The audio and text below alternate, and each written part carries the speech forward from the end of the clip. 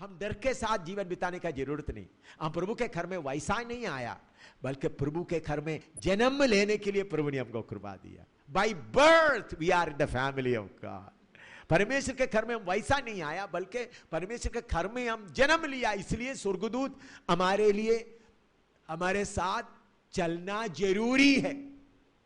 അതുകൊണ്ട് എബ്രായ ലേഖനം 13 വായിച്ചാണ്. Hebrew chapter 1 verse 13 and 14. എബ്രായ ലേഖനം 1:13-14 വായിച്ചാണ്.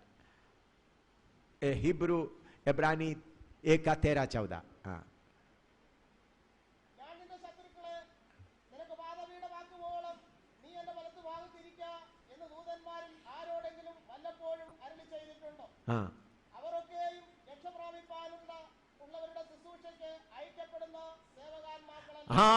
ഇവിടെ നമ്മുടെ സേവയ്ക്ക് വേണ്ടി അയക്കപ്പെടുന്ന ദൂതന്മാർ. ഹിന്ദി में पढ़ो. और स्वर्गदूतों में से उसने किससे कब कहा, तू मेरे दाहिने बैठ, जब तक कि मैं तेरे वैरियों को तेरे पांव के नीचे की पीढ़ी न कर दूं. क्या वह सब सेवा टहल करने वाली आत्माएं नहीं जो उद्धार पाने वालों के लिए सेवा करने को भेजी जाती हैं? ദൈവത്തിന്റെ കണ്ണ് സർവ്വഭൂമിയിൽ എന്ത് ചെയ്തുകൊണ്ടിരിക്കുന്നു? उड़ारी संचिचुंडु. परमेश्वर का अंग सारे पृथ्वी में घूमते फिरते रहता है. എവിടെങ്കിലും ശത്രു നമ്മളെ പിടിക്കാൻ കാത്തിരിപ്പുണ്ടെന്നുള്ളത് സ്വർഗത്തിലെ ദൈവത്തിന് കാണാമോ? കാണത്തില്ലയോ? നമുക്കെതിരായി പിടിക്കാൻ അവർ വന്നിരിക്കുമ്പോൾ നമ്മളെ കാപ്പാൻ എന്ത് ചെയ്യും? കർത്താവ് തന്റെ ദൂതന്മാരെ അയക്കും. ഞാൻ നിങ്ങളുടെ ധൈര്യത്തിന് വേണ്ടി ഒരു കാര്യം കൂടെ പറയട്ടെ, അനുഭവത്തിൽ കൂടെ പറയട്ടെ. നേപ്പാൾ രാജാവിൻ്റെ കാലത്ത് അവിടെ പ്രവർത്തിക്കുന്നത് രാജകീയമായ അത് പ്രവർത്തിക്കാൻ പാടില്ല എന്നുള്ള കാലമായിരുന്നു. ആരെങ്കിലും സ്നാനപ്പെടുത്തിയാൽ സ്നാനപ്പെടുന്ന ആൾക്ക് 16 വർഷം ജയിൽ, അതുകൂടാതെ സ്നാനപ്പെടുന്നവർക്ക് 6 വർഷം. അങ്ങനെയുള്ള കാലത്ത് കർത്താവിനെ അവിടേക്ക് അയച്ചു. ഞാൻ 1978, 79, 80 കാര്യമാണ് പറയുന്നത്, രാജാവിൻ്റെ കാലത്ത്. അപ്പോൾ അവിടെ പല സ്ഥലത്തും രാത്രി സമയത്ത് ഗ്രാമങ്ങളിൽ വീടുകളിൽ പോയി പറയും, പകൽ സമയത്ത് വാഴത്തോട്ടത്തിലും അതുപോലെ ഈ മുളയുടെയൊക്കെ ഇടയ്ക്കും കൃഷിത്തോട്ടത്തിലൊക്കെ പകൽ പതിയിരിക്കും. അങ്ങനെയാണ് അവിടെ പ്രവർത്തിച്ചുകൊണ്ടിരുന്നത്. അങ്ങനെ പ്രവർത്തിച്ചുകൊണ്ടിരുന്നപ്പോൾ ഒരു പ്രാവശ്യം 22 പേരെ ഓരോരുത്തരായി സ്നാനപ്പെടുത്തുവാനിടയായി. അങ്ങനെ ഇരിക്കുമ്പോൾ ഞാനപ്പോൾ 3 ആഴ്ചയിൽ കൂടുതലായി അവിടെ. അപ്പോൾ എന്നെ പിടിക്കുവാൻ ആളുകൾ വരുന്നു എന്നുള്ളത് പറയും. കാരണം ഞാൻ അന്ന് പോലീസ് സ്റ്റേഷനിൽ ഈ ചില വിശ്വാസികളിലെ കുഞ്ഞുങ്ങളെ അവിടെ പോലീസ് സ്റ്റേഷനിലേക്ക് പറഞ്ഞു വിടാറുണ്ടായിരുന്നു. അവിടെ ചെന്ന് അവരുടെ മുറ്റം തൂക്കുകയും വെള്ളം പിടിച്ചു വയ്ക്കുകയും ഒക്കെ ചെയ്താൽ അപ്പോൾ അവർക്ക് ഏതെങ്കിലും ജോലിയോ വല്ലതും വന്നാൽ കിട്ടും. അങ്ങനെ ഒരു ബന്ധം അവിടെ ദൈവത്തിൻ്റെ ആത്മാവിൻ്റെ പ്രേരണയിൽ അങ്ങനെ ചെയ്തു. അപ്പോൾ പോലീസ് സ്റ്റേഷനിൽ നിന്ന് ഞങ്ങളുടെ സഹോദരന്മാർ പറഞ്ഞു, എന്നെ പിടിക്കാനായി മോട്ടോർ സൈക്കിളിലെ 3 പട്ടാളക്കാർ, 3 മോട്ടോർ സൈക്കിൾ, 4 കുതിരയുടെ പുറത്ത് 4 പേര്, ജീപ്പിൽ, അങ്ങനെ 3 വഴികളിൽ കൂടെ എന്നെ പിടിക്കാനായിട്ട് ആളുകൾ വരുന്നു എന്ന് പറഞ്ഞു. ഞാൻ 22 പേരെ സ്നാനപ്പെടുത്തി എൻ്റെ തിരുവത്താഴം നടത്തിയിട്ട് പെട്ടെന്ന് ഞാൻ അവിടെ നിന്ന് വേറൊരു കുറുക്കുവഴിയായിട്ട് ഓടി ഏകദേശം 2-2.5 മണിക്കൂർ ഓടി ശേഷം ഒരു റോഡിൽ വന്നു. റോഡിൽ വന്നിട്ട് അവിടുന്ന് ബിരറ്റ് നഗർ സ്റ്റേഷനിൽ ബസ് സ്റ്റാൻഡിലേക്ക് പോകാൻ അവിടുന്ന് ഏകദേശം 1 മണിക്കൂർ ചെറിയ ഈ ജീപ്പ് പോലുള്ളതിലുള്ള യാത്ര ചെയ്യുന്നുണ്ട്. ഈ ടെമ്പോ മെറ്റഡോർ പോലുള്ള അതിനകത്ത് യാത്ര ചെയ്തു. അപ്പോൾ എൻ്റെ കൂടെ വേറെ 3 സഹോദരന്മാരുണ്ട്, നേപ്പാളി സഹോദരന്മാർ. അവരിൽ ഒരാളുടെ എൻ്റെ ബാഗും വേറൊരാളുണ്ട്. അപ്പോൾ എൻ്റെ കയ്യിൽ എൻ്റെ വേദപുസ്തകം ഉള്ളത് ബാഗും വേറെ ചെറിയ ഇതൊക്കെ ഉള്ളൂ. ഞാനവിടെ 3 സ്ഥലത്ത് കല്യാണവും നടത്തിയായിരുന്നു. ആ കല്യാണത്തിൻ്റെ റെക്കോർഡും എല്ലാം അതിനകത്തുണ്ട്. അങ്ങനെ വരുമ്പോൾ ബസ് സ്റ്റാൻഡിൽ വന്നു കഴിഞ്ഞപ്പോൾ, ഈ ടെമ്പോ ബസ് സ്റ്റാൻഡിൽ വന്നു കഴിഞ്ഞപ്പോൾ അവിടെ 2 പോലീസുകാരവിടെ നിൽപ്പുണ്ട്. അപ്പോൾ എനിക്ക് മനസ്സിലായി. അപ്പോൾ ഞാൻ പെട്ടെന്ന് ആദ്യം തന്നെ ദൂരെയുള്ള റിക്ഷ, സൈക്കിൾ ഓട്ടോ എന്ന് പറഞ്ഞ് അറിയാവുന്ന കുറച്ച് നേപ്പാളിയും കുറച്ച് ഹിന്ദിയും കൂടെ ചേർത്ത് പറഞ്ഞ് പെട്ടെന്ന് ഞാനങ്ങ് ഇറങ്ങി. ആദ്യമേ ഞാനങ്ങ് ഇറങ്ങി. അപ്പോൾ പോലീസുകാരകത്തോട് നോക്കിയിരിക്കുക. പോലീസുകാരകത്ത് നോക്കുമ്പോഴത്തേക്ക് ഞാൻ ഇറങ്ങി റിക്ഷയിലിരുന്ന് അവിടുന്ന് 1 കിലോമീറ്റർ മുൻപിൽ പോയിട്ട് ബസ് സ്റ്റാൻഡിൽ പോകണം. ഞാനവിടെ ബസ് സ്റ്റാൻഡിൽ ചെന്നപ്പോൾ അവിടെയും 3 പോലീസുകാരുണ്ട്.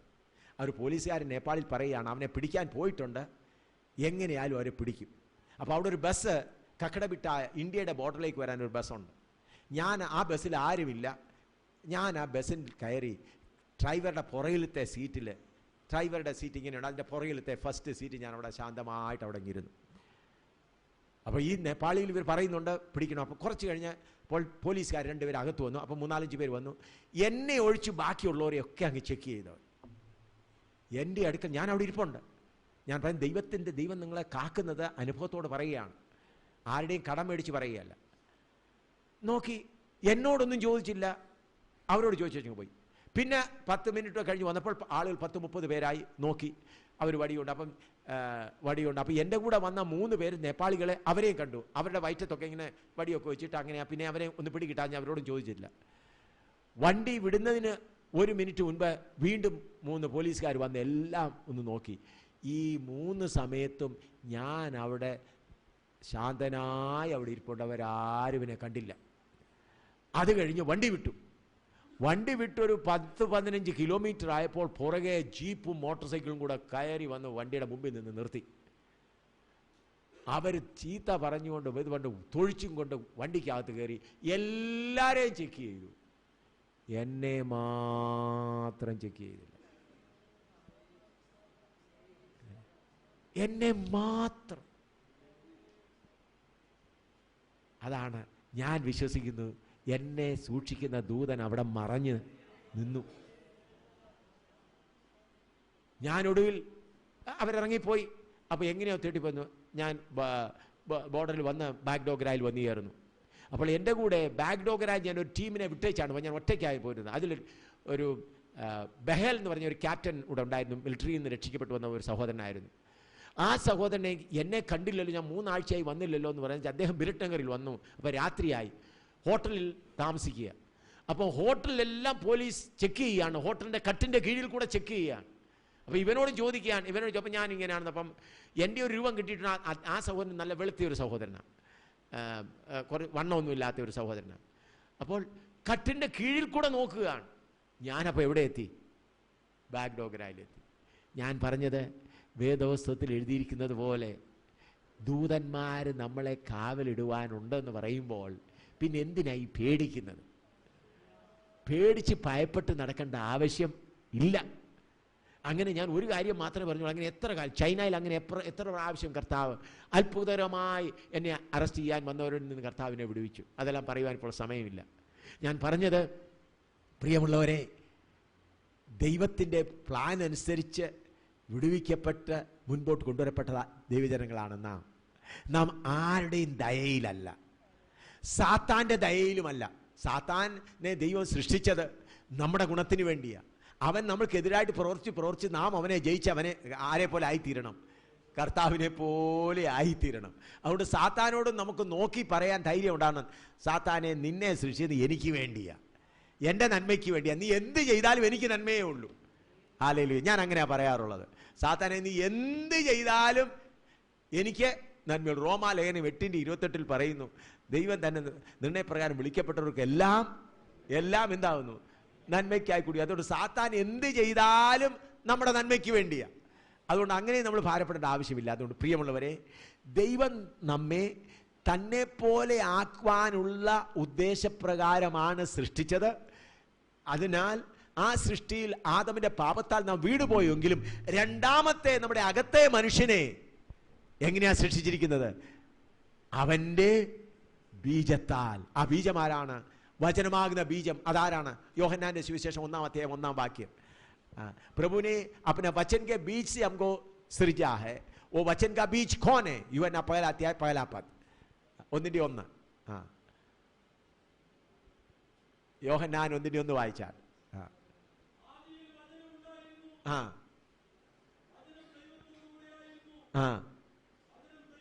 വചനം ദൈവമായിരുന്നു. ഹല്ലേലൂയ. അപ്പോൾ നാം വീണ്ടും ജനിച്ചത് എങ്ങനെയാണ് ജനിക്കപ്പെട്ടിരിക്കുന്നത്? നമ്മളിൽ വന്നിരിക്കുന്ന വിത്ത് ആരുടെ വിത്താണ്? ദൈവമാകുന്ന വചനത്തിന്റെ വിത്ത. ഹല്ലേലൂയ. നമ്മെ അവനെ പോലെ ആക്കുവാൻ ദൈവം ചെയ്ത പരിപാടിയിൽ നമ്മുടെ ജനനം എങ്ങനെയാണ് നടന്നിരിക്കുന്നത്? അവനെ പോലെയുള്ള വചനമാകുന്ന വിത്ത് നമ്മുടെ ഹൃദയത്തിൽ വരും. ഇന്ന് അനേകർ ദൈവത്തിൽ വിശ്വസിക്കുന്നുണ്ട്. യേശു ഭാവികളെ രക്ഷിക്കുന്നു, യേശു രോഗികളെ സൗഖ്യമാക്കുന്നു, അങ്ങനെ വിശ്വാസികളുണ്ട്. സാത്താനും എന്ത് ചെയ്യുന്നു? വിശ്വസിക്കുകയും വിറയ്ക്കുകയും ചെയ്യുന്നു. അപ്പൊ വിശ്വസിക്കുന്നവരെല്ലാം സ്വർഗത്തിൽ പോകണമെങ്കിൽ ആദ്യം പോകേണ്ടത് ആരാ? സാത്താനും അവൻ്റെ സൈന്യങ്ങളെല്ലാം എന്ത് ചെയ്യുന്നു? വിശ്വസിക്കുകയും വിറയ്ക്കുകയും ചെയ്യുക. വിശ്വസിക്കുന്നവരെല്ലാം സ്വർഗത്തിൽ കൊണ്ടുപോകാനല്ല. അങ്ങനെ ചിന്തിച്ചു പോകരുത്. വിശ്വാസം അതിൻ്റെ ആരംഭം മാത്രം, എന്നാൽ ജനനം നടക്കണം. ഇന്ന് ജനനം നടക്കാത്ത അനേക ദൈവമക്കളുണ്ട്. അവരിൽ ജനനം നടന്നിട്ടില്ല. അവർ വിശ്വസിച്ചു പോന്നു, കയറി വന്നു, രോഗസൗഖ്യം ഉണ്ടാകും, ജോലി കിട്ടും, മറ്റൊന്ന് കിട്ടും പറഞ്ഞ് കയറി വന്നു, വിശ്വസിച്ച് വന്നിരിക്കുക. പക്ഷെ അകത്തെന്ത് നടന്നിട്ടില്ല. അതുകൊണ്ട് എന്ത് വന്നാലും ഒരു ഭയമാണ്. ഒരു രോഗം വന്നാൽ ഭയം, ആക്സിഡന്റ് വന്നാൽ ഭയം, എന്ത് വന്നാലും ഭയം. കാരണം വിശ്വസിച്ച് വന്നതേ ഉള്ളൂ. കാരണം അകത്തൊന്നും ഇല്ല. എന്നാൽ അകത്ത് വചനമാകുന്ന വിത്ത് ലഭിച്ചവരെന്ത് ചെയ്യും? അവർക്കറിയാം എന്ത് തന്നെ എതിർപ്പ് വന്നാലും, എന്ത് തന്നെ പ്രയാസങ്ങൾ വന്നാലും എന്നെ കാക്കുവാൻ തന്റെ ദൂതന്മാർ ഇവിടെ നിന്ന് കാത്തേ മതിയാകെയുള്ളൂ. അത് അവരുടെ ഡ്യൂട്ടിയാ. ഞാൻ പറഞ്ഞിട്ടല്ല, അവരുടെ ദൈവത്തിന്റെ കണ്ണ് 4 വശത്തും നോക്കിക്കൊണ്ടിരിക്കുക. ആർക്കാണ് ആവശ്യം?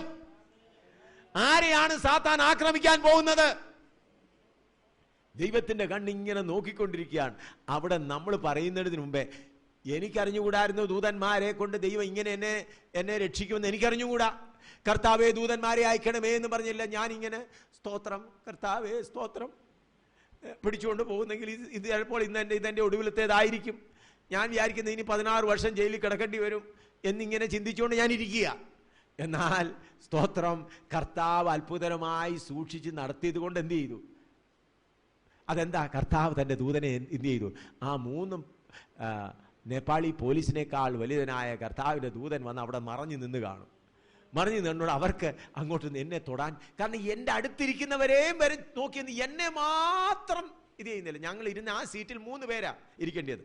ഞാൻ ആദ്യം ഇരുന്നു ജനലിൻ്റെ അടുക്കൽ, അത് കഴിഞ്ഞ് 2 പേരുണ്ട്. അവരെ 2 പേരെയും പിടിച്ച് അവരെ തലയ്ക്കൊക്കെ ഇങ്ങനെയൊക്കെ ഇതെന്ന് ഞാനിങ്ങനെ സാവകാശമായിട്ട് അവിടെ ഇരിക്കുക. എനിക്ക് തന്നെ അത്ഭുതം തോന്നി. എനിക്ക് വിറയിലൊന്നും ഉണ്ടായിരുന്നില്ല, പേടിയും ഉണ്ടായിരുന്നില്ല. കർത്താവിൻ്റെ സാന്നിധ്യം കൊണ്ട് ചിലപ്പോൾ നേപ്പാളിലെ ഇതുകൊണ്ടായിരിക്കും എൻ്റെ വേല ഇത് അവസാനിക്കുകയായിരിക്കും. കർത്താവേ സ്തോത്രം. അപ്പോൾ ഞാനിങ്ങനെ പൗലോസിൻ്റെ കാര്യമൊക്കെ ഇങ്ങനെ ഓർത്തുകൊണ്ടിരിക്കുക. അവിടെ എൻ്റെ ഓട്ടം ഓടി, എൻ്റെ കർത്താവേ ഞാൻ ഇനി എൻ്റെ ഇത് ഓട്ടം തീരുകയായിരിക്കും, സ്തോത്രം, ഇതായിരിക്കും ഇനി ജയിലിലെ വാസമായിരിക്കും എന്നിങ്ങനെ ചിന്തിച്ചുകൊണ്ടിരിക്കുക. അത് ഏകദേശം 80-ലെ കാര്യമാണ് ഈ പറയുന്നത്. അത് കഴിഞ്ഞിപ്പോൾ എത്ര വർഷമായി? ഇത്രയും വർഷമായി കർത്താവിൻ്റെ കൃപയാൽ ഇന്നും കഴിഞ്ഞിടെയും നേപ്പാളിൽ പോയി വചനം ശുശ്രൂഷിപ്പാൻ കർത്താവ് ഭാഗ്യം നൽകി. കർത്താവിന് സ്തോത്രം. ഞാൻ പറയുന്നത് എൻ്റെ മിടുക്കല്ല, എൻ്റെ വിശുദ്ധിയുടെ കാര്യമല്ല, എൻ്റെ പ്രാർത്ഥനയുടെ വീടല്ല, എൻ്റെ ഉപവാസത്തിൻ്റെ വീടല്ല. എൻ്റെ അകത്തെ വിത്ത് ആരുടെയാ? ഹല്ലേലൂയ. എൻ്റെ അകത്തെ വിത്ത് വചനമാകുന്ന വിത്താണ്. അതുകൊണ്ട് എന്നെ സൂക്ഷിച്ചേ മതിയാവുള്ളൂ. ദൈവദൂതന്മാർക്ക് എന്നെ സൂക്ഷിക്കുക എന്നുള്ളത് അവരുടെ ഉത്തരവാദിത്തമാണ്. അല്ലെങ്കിൽ ദൈവം അവരോട് ചോദിക്കും എന്തിയേ? ഹല്ലേലൂയ. അതുകൊണ്ട് പ്രിയമുള്ളവരെ, കർത്താവിനെ പോലെ ആക്കുവാൻ നമ്മൾക്ക് കർത്താവ് തൻ്റെ വചനമാകുന്ന വിത്തിനാൽ ജനനം നൽകിയിരിക്കുന്നു.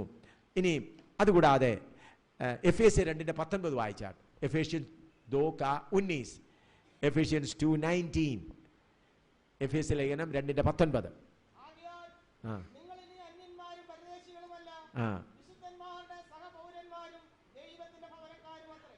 നാം ദൈവത്തിന്റെ ഭവനക്കാർ. പടോ.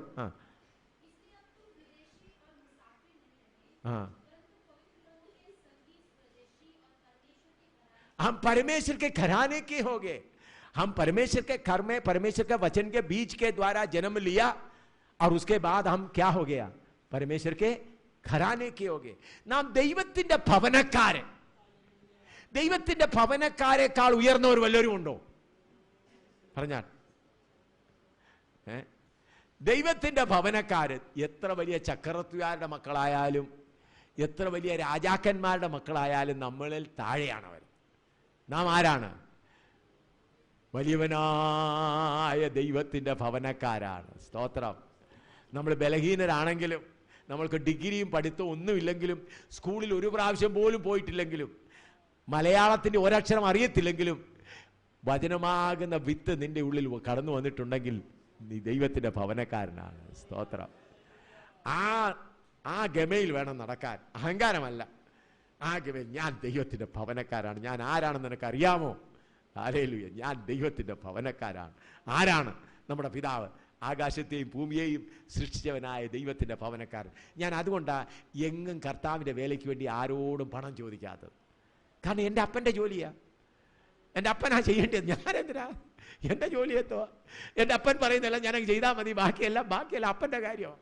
അപ്പൻ എന്ത് ചെയ്താലും പട്ടിണി ഇട്ടാ സ്വത്രം, നല്ലത് തോന്നുന്ന സ്വത്രം, നടന്നു പോകാൻ പറഞ്ഞാൽ സ്വത്രം, അപ്പൻ്റെ ഇഷ്ടം.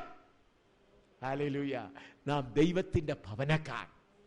അപ്പോൾ ദൈവം നമ്മെ അവനെ പോലെ ആക്കി തീർക്കുവാൻ ചെയ്യുന്ന പരിപാടികൾ, ഒന്ന്, ആദ്യം നമ്മളെ സൃഷ്ടിച്ചത് അവൻ്റെ സ്വരൂപത്തിൽ, വീണുപോയി എന്നിട്ടും വീണ്ടും നമ്മൾക്ക് വീണ്ടും ജനനം നൽകിയത് എന്തുകൊണ്ടാണ്?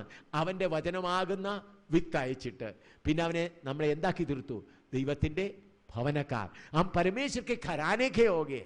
हम इसलिए हम इस बात से चलना, परमेश्वर के घराने के बराबर दुनिया में कोई है ही नहीं. चाहे कितना भी बड़ा राजा हो, कितना बड़ा सम्राट हो, वो सब हमारे नीचे हैं. इसलिए मैं प्रभु की सेवा के बारे में, पैसा के बारे में, बाकी बारे किसी से कुछ नहीं पूछता, क्योंकि मैं किसका घराने का है? परमेश्वर का घराने का. ദൈവത്തിന്റെ ഭവനക്കാരായത് മാത്രമോ. റോമാലയം 8:16 വായിച്ചാൽ. റോമി 8:16, റോമൻസ് 8:16. പെട്ടെന്ന് പറഞ്ഞു പോവുകയാണ്.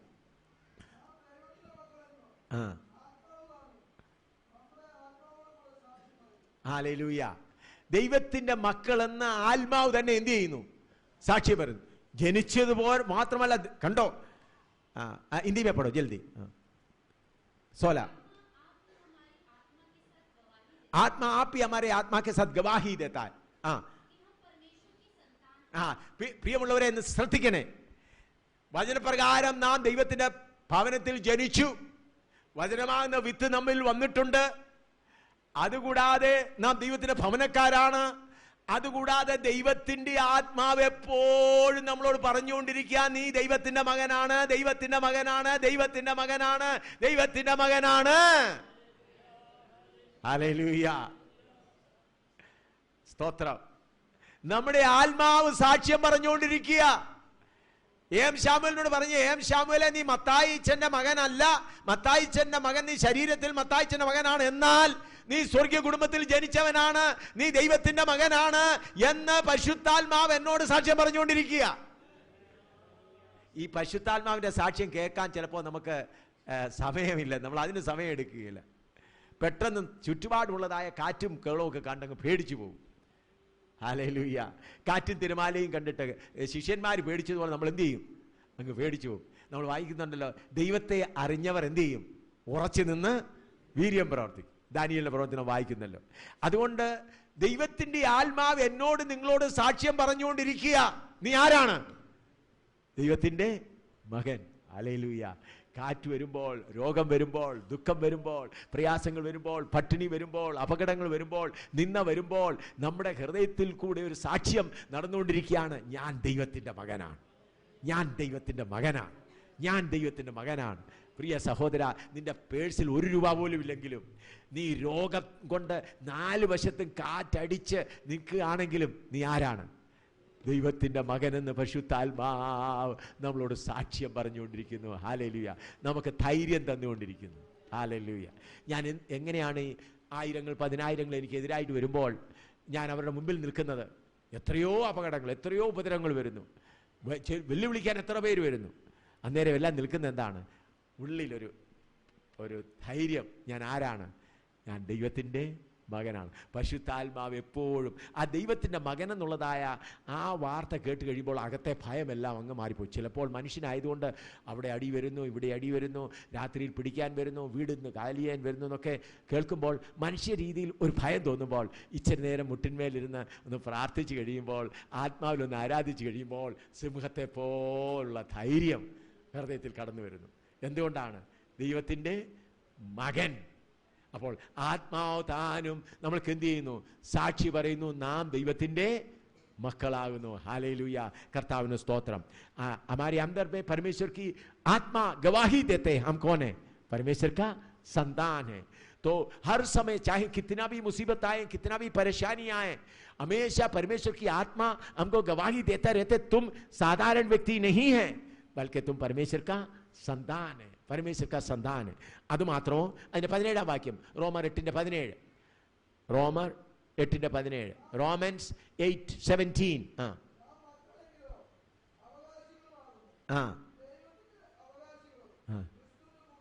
ദൈവത്തിന്റെ അവകാശികളും ക്രിസ്തുവിന്റെ കൂട്ടവകാശികളുമാവുന്നു. മതി, മഹിമയുടെ കാര്യം പിന്നെ ചിന്തിക്കാം. നാം എന്താണ്?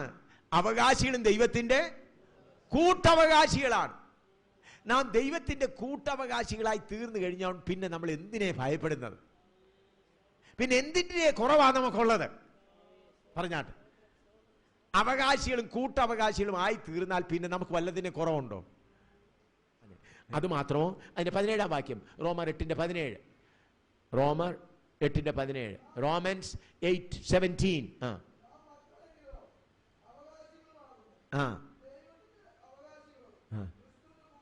ദൈവത്തിന്റെ അവകാശികളും ക്രിസ്തുവിന്റെ കൂട്ടവകാശികളുമാവുന്നു. മതി, മഹിമയുടെ കാര്യം പിന്നെ ചിന്തിക്കാം. നാം എന്താണ്? അവകാശികളും ദൈവത്തിന്റെ കൂട്ടവകാശികളാണ്. നാം ദൈവത്തിന്റെ കൂട്ടവകാശികളായി തീർന്നു കഴിഞ്ഞാൽ പിന്നെ നമ്മൾ എന്തിനെ ഭയപ്പെടുന്നത്? പിന്നെ എന്തിന്റെ കുറവാണ് നമുക്കുള്ളത്? പറഞ്ഞാട്ട്, അവകാശികളും കൂട്ടവകാശികളും ആയി തീർന്നാൽ പിന്നെ നമുക്ക് വല്ലതിന്റെ കുറവുണ്ടോ? ഈ ഭൂമി അതിന്റെ പൂർണ്ണതയെല്ലാം ആരുടേതാ? നമ്മുടെ ദൈവത്തിന്റെ വകയാ. നമുക്ക് ആവശ്യമുള്ളത് തക്ക സമയത്ത് നൽകി തരുവാൻ നമ്മുടെ പിതാവ് എപ്പോഴും നോക്കിക്കൊണ്ടിരിക്കുക. കർത്താവ് പറയുന്നു, എന്നെ രുചിച്ചറിയുവീൻ, ടേസ്റ്റ് ആൻഡ് സീ മീ. പലപ്പോഴും നമ്മൾക്ക് ദൈവത്തെ അനുഭവിച്ചറിയാനുള്ളതായ ക്ഷമയില്ല. ക്ഷമയില്ലാത്തതുകൊണ്ട് പ്രയാസങ്ങൾ വരുമ്പോൾ, കഷ്ടങ്ങൾ വരുമ്പോൾ നമ്മൾ തന്നെ അങ്ങ് എടുത്ത് ചാടി കാര്യങ്ങളെല്ലാം അങ്ങ് ചെയ്തു തീർക്കും. അതുകൊണ്ട് ദൈവത്തെ എങ്ങനെ, നമ്മുടെ അവകാശം എങ്ങനെയുള്ളതാണ്, എത്രമാത്രമാണ് അവകാശം? ഞാൻ വിശ്വസിക്കുന്നത്, ഞങ്ങൾ നിങ്ങൾ ചിലപ്പോൾ കേട്ട് കാണും, അറിഞ്ഞു കാണും, ഈ ജമ്മുവിൽ 62 ദിവസം തുടർന്ന് കർഫ്യൂ ആയിരുന്നു. അമർനാഥിലെ കഴിഞ്ഞ നവംബർ മാസത്തിൽ, ഡിസംബർ മാസത്തിൽ, ഒക്ടോബർ നവംബറിൽ 62 ദിവസം ജമ്മു പട്ടണത്തിൽ കർഫ്യൂ ആണ്. കർഫ്യൂ എന്ന് പറഞ്ഞാൽ, നിങ്ങൾക്കിവിടെ ഇവിടെ കർഫ്യൂ ഉണ്ടായിട്ടുണ്ടോ? തൃശ്ശൂരിൽ അങ്ങനെ കർഫ്യൂ ഉണ്ടായിട്ടുണ്ടോ? ഈ കർഫ്യൂ എന്ന് പറഞ്ഞാൽ ഒരുത്തർക്കും വെളിയിൽ ഇറങ്ങാൻ ഒക്കുകയില്ല. വെള്ളമോ പാലോ ഒന്നുമില്ല. എത്ര ദിവസം? 62. മാർക്കറ്റെല്ലാം അടഞ്ഞു കിടക്കുക. ഞങ്ങൾ അവിടെ 48 പേര് താമസിക്കുന്നുണ്ട്. ചെറിയ ചെറിയ വീട്ടിലായിട്ട് വാടക വീട്ടിൽ താമസിക്കുകയാണ്. 48 പേർക്ക് ആഹാരം വേണം. നിങ്ങൾക്കറിയാമോ, അടുത്തുള്ള ഹിന്ദുക്കൾ നല്ല 1-ാം ക്ലാസ് അരി ആഹാരം പാചകം ചെയ്ത് നല്ല കൂട്ടാനുമായിട്ട് ഞങ്ങൾക്ക് 48 പേർക്ക് എടുത്തുകൊണ്ട് വന്നു. ഹിന്ദുക്കൾ, വിശ്വാസികളല്ല. ഞങ്ങൾ ചോദിച്ചു എന്താ? ഉടനെ പറഞ്ഞു, അവരുടെ അപ്പന് തോന്നി അവിടെ ആഹാരം വെച്ചു കൊടുക്കും. 1-ാം ക്ലാസ് അരി നല്ല ആഹാരം പാചകം. അത് കഴിഞ്ഞു. അത് ഞങ്ങൾക്ക് 2 ദിവസത്തേക്ക് ഞങ്ങൾ അതുകൊണ്ട് കഴിഞ്ഞു, 48 പേർക്ക്. അത് കഴിഞ്ഞ് 3-ാം ദിവസം നോക്കിയപ്പോൾ ചാക്ക് കെട്ടി നശിച്ച് മറ്റുള്ളവർ വെജിറ്റബിൾ കൊണ്ടുവരിക. ജമ്മുവിലെങ്ങും വെജിറ്റബിൾ ഇല്ല. എങ്ങനെയാ എവിടുന്നാ വരുന്നതെന്ന് അറിഞ്ഞുകൂടാ. അത് കഴിഞ്ഞ് 3-4 പ്രാവശ്യം ഓരോ ചാക്ക് കെട്ട് നിറയെ വെജിറ്റബിളും സാധനങ്ങളും ഞങ്ങൾ കൊണ്ടുവന്നു. അപ്പം ഈ 62 ദിവസം കർഫ്യൂ നടന്നിട്ടും ജമ്മു ഫെയ്ത്ത് ഹോമിലുണ്ടായിരുന്ന ഞങ്ങൾ ഒറ്റ ദിവസവും പട്ടിണി കിടന്നില്ല. എത്ര പേര് പട്ടിണി കിടന്നു? ഞങ്ങളെല്ലാവരും നിറച്ച ആഹാരം കഴിച്ചുകൊണ്ട് കിടന്നു. സ്തോത്രം. ഈ കർഫ്യൂവിൻ്റെ ഈ കഴിഞ്ഞിടയിൽ നടന്ന കാര്യമായി പറഞ്ഞത്. കാരണം നമ്മുടെ ദൈവത്തിനറിയാം നമ്മൾ ആരാണ്. അവകാശികളാണ്, കൂട്ടവകാശികളാണ്. ഞങ്ങൾ പ്രാർത്ഥിച്ചില്ല, കർത്താവേ, ഒരു പ്രാവശ്യം പോലും ഞങ്ങളുടെ അവിടെ വാടകയ്ക്ക് വേണ്ടി ഞങ്ങൾ പ്രാർത്ഥിക്കാറില്ല, ഇന്നുവരെയും പ്രാർത്ഥിച്ചിട്ടില്ല. അതുപോലെ ആഹാരത്തിന് വേണ്ടി പ്രാർത്ഥിച്ചിട്ട് അപ്പൻ എന്ത് തരുന്നു അത് മതി, വാടക അപ്പൻ തരുന്നു. കർത്താവ് പറഞ്ഞിട്ടുണ്ട്, നിങ്ങൾ ചോദിക്കുന്നതിന് മുമ്പേ നിങ്ങളുടെ ആവശ്യങ്ങൾ എന്തെന്ന് നിങ്ങളുടെ പിതാവ് അറിയുന്നു. പിതാവിന് അറിഞ്ഞ് തന്നെ, ചോദിക്കാതെ പിതാവിനോട് അറിഞ്ഞ് തന്നാൽ മതി, അറിഞ്ഞ് തരുന്നത് മതി. അല്ലെങ്കിൽ ഇത് കിട്ടിയില്ലെങ്കിലും സാരമില്ല. അങ്ങനെയാണ് ഞങ്ങൾ കഴിയുന്നത്. ഇവിടെ ഉള്ളവരോട് നിങ്ങൾ ചോദിക്കാം, ഞങ്ങൾ വാടകയ്ക്ക് വേണ്ടി പ്രാർത്ഥിക്കാൻ പറഞ്ഞിട്ടുണ്ടോ? ഞങ്ങളുടെ അവിടെ കൺവെൻഷനിൽ ഞങ്ങൾ നിങ്ങളെ ദരിവാൾ കൺവെൻഷൻ ജൂൺ 16 മുതൽ 21 വരെയുണ്ട്. കഴിഞ്ഞ പ്രാവശ്യം ഇവിടുന്ന് കേരളത്തിൽ ചില കർത്താവിൻ്റെ ദാസന്മാർ വന്നു. നിങ്ങൾക്ക് ക്ഷണനമുണ്ട്. അവിടെയും നിങ്ങൾ കണ്ട ആയിരക്കണക്കിന് ആളുകൾ വരുന്നു, 10,000-കണക്കിന് ആളുകൾ വരുന്നവർക്കെല്ലാം രാവിലെ ആഹാരം, ഉച്ചയ്ക്ക് ആഹാരം, വൈകിട്ട് ആഹാരം. ഒരു സ്വോത്രകാഴ്ചയും ഇല്ല, ഒരു അഡ്മിഷൻ ഫീസും ഇല്ല. വരുന്നവർക്കെല്ലാം ആഹാരം കൊടുക്കുകയാണ്. ഹല്ലേലൂയ. ഒരു കളക്ഷനും ഇല്ല, ഒരു അമേരിക്കൻ സായിപ്പും തരുന്നില്ല.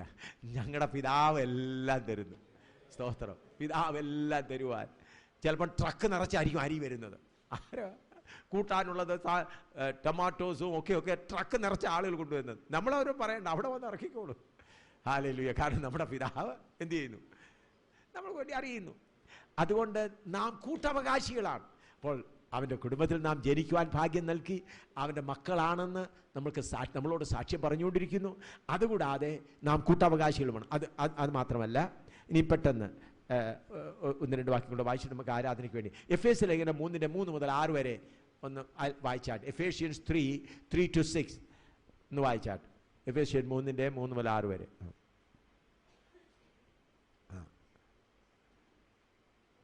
അത് മുഴുവനും വായിക്കേണ്ട ആവശ്യമില്ല. അതിൻ്റെ 6-ാം ഭാഗം വായിച്ചാൽ മതി നമുക്ക് സമയം ലഭിക്കാനായിട്ട്.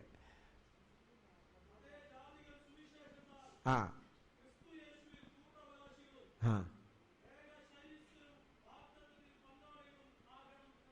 हाँ, उसका 6 सिर पढ़ो. एफएसी 3 का 6 सिर पढ़ो.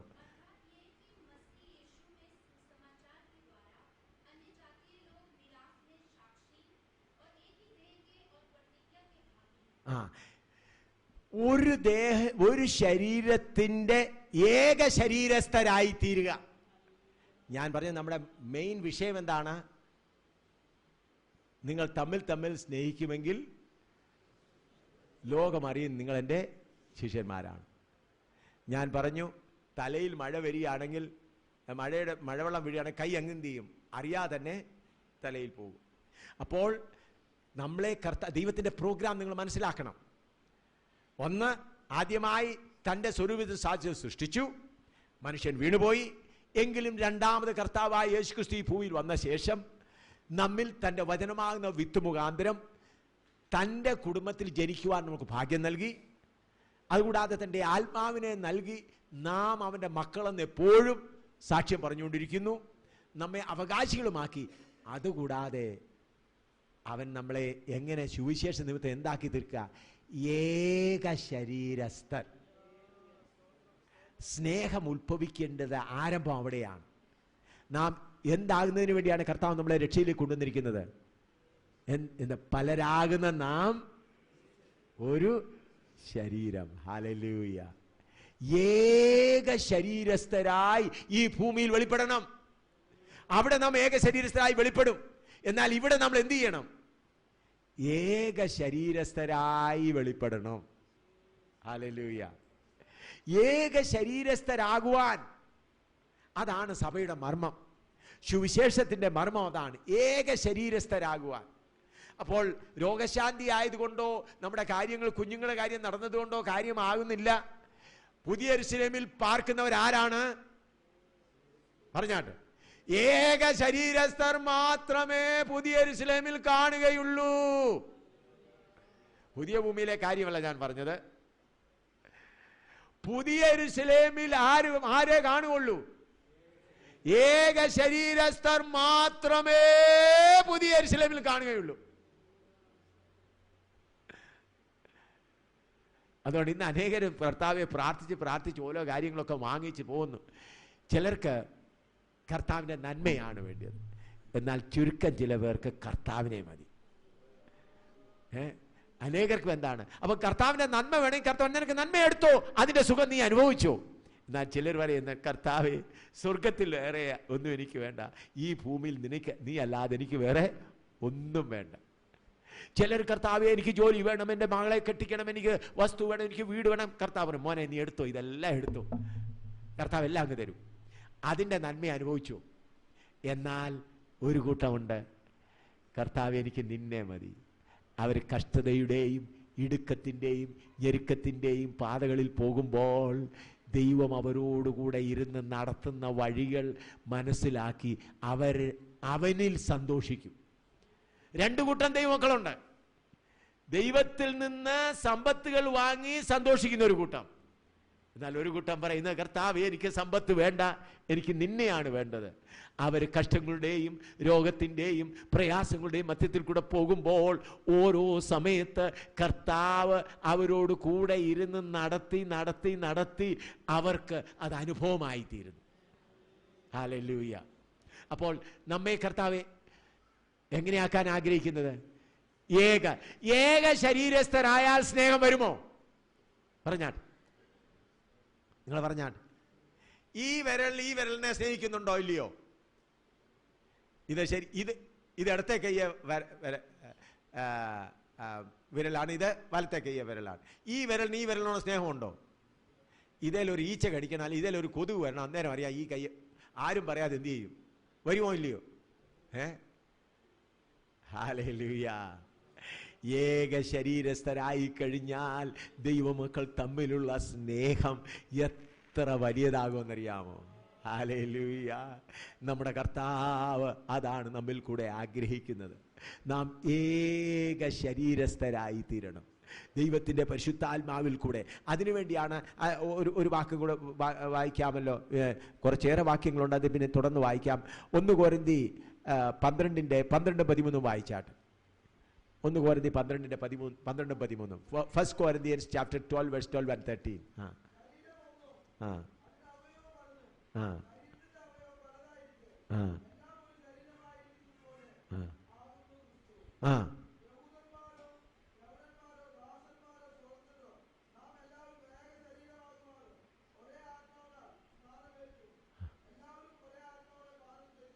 ഞാൻ ദൈവമക്കളോട് എല്ലാവരോടും താഴ്മയായി അപേക്ഷിക്കുന്നു. ആ 13-ാം വാക്യം എല്ലാവരും ഒന്ന് വായിക്കണേ ഉറച്ച്. തേര പല കൊരന്തി ബാരാക്ക തേര ബാരാ തേര. ഒന്ന് വായിച്ചാട്ട്. എല്ലാവരും ഒന്ന് വായിച്ചാട്ട്.